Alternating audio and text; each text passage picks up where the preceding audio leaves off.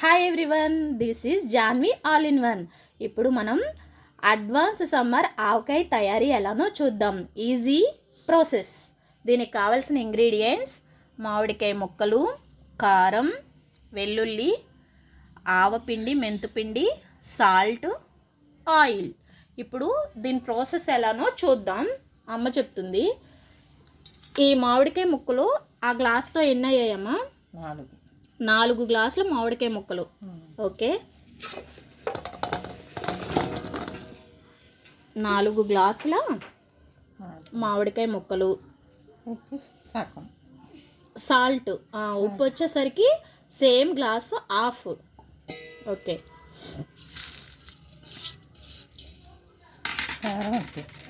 కారం కూడా సేమ్ సగం గ్లాసు,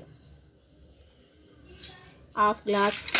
50 గ్రాములు వెల్లుల్లి, 50 గ్రామ్స్ వెల్లుల్లి,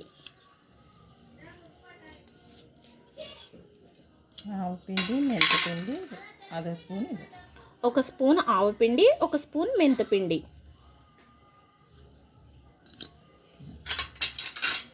ఆయిల్, కారం, ఉప్పు ఉంటుంది. కారం ఉప్పు ఎంత వేసాం?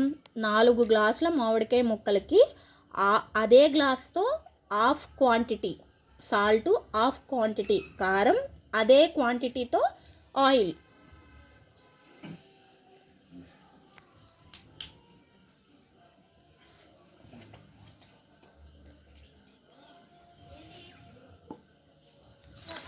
ఓకే, ఇప్పుడు దీన్ని బాగా కలపాలి. అంటే ముక్కకి ఆవపిండి, మెంతిపిండి, కారం, ఉప్పు, నూనె ఇవన్నీ మిక్స్ అయ్యేలాగా కలిపేయాలి.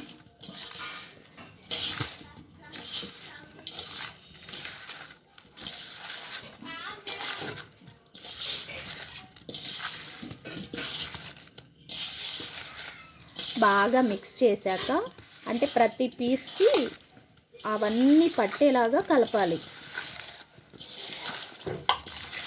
బాగా కలిపేసేసి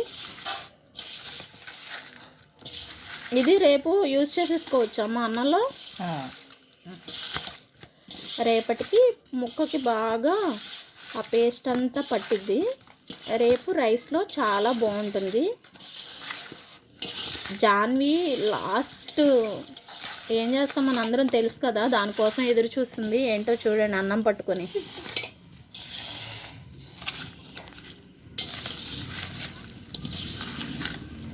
ఇలా బాగా మిక్స్ చేసేయాలి.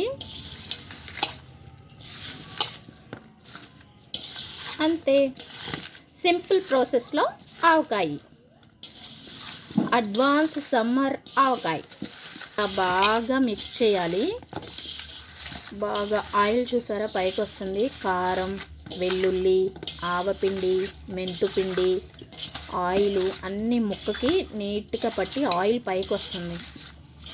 ఇలా దగ్గరగా కలిపేసుకొని మొత్తం పేస్ట్ అంతా ముక్కలకి పట్టేలాగా ఒక బౌల్లో, ఒక డబ్బాలో లేదా ఒక బాక్స్లో ఇలా స్టోర్ చేసేసుకోవాలి. ఇలాగా ఒక బాక్స్లో స్టోర్ చేసేసుకుందాం. ఇంతే, సింపుల్ ఆవకాయ రెడీ.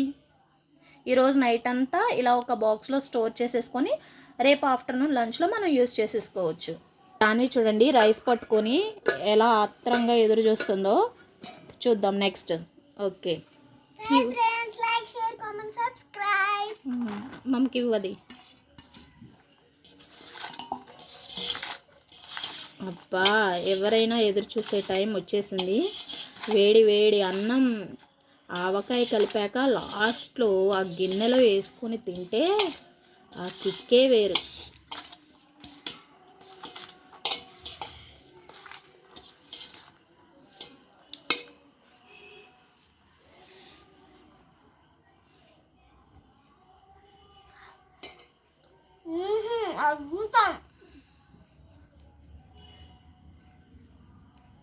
సూపర్ సూపరా జాన్వి? సూపర్.